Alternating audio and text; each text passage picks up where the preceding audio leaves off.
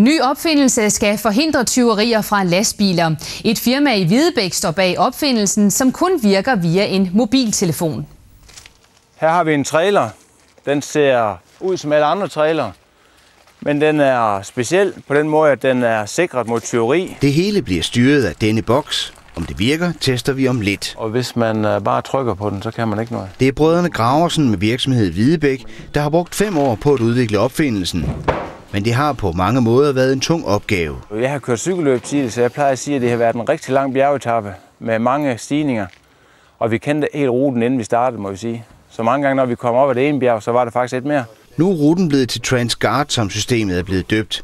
Det virker sådan, at hjulene på anhængeren og bagklappen er låst, indtil chaufføren via sms får en kode og taster den ind. Det er jo altid en lettelse, når man arbejder med sådan nogle projekter, at man kommer i mål. Løsningen er måske det, transportbranchen har skreget på i flere år. Tal fra OECD viser, at der årligt bliver stjålet gods og vogntog på de europæiske veje for 60 milliarder.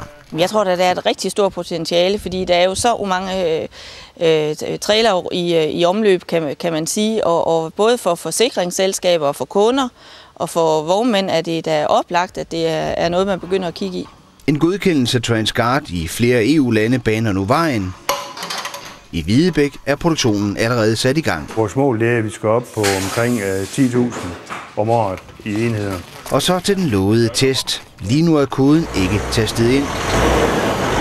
Både lastbil og vores midlertidige tyvagtige chauffør må give op.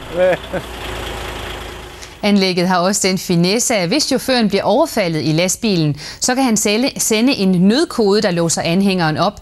Men så snart tyvene holder stille i 2 minutter, ja, så bremser hjulene.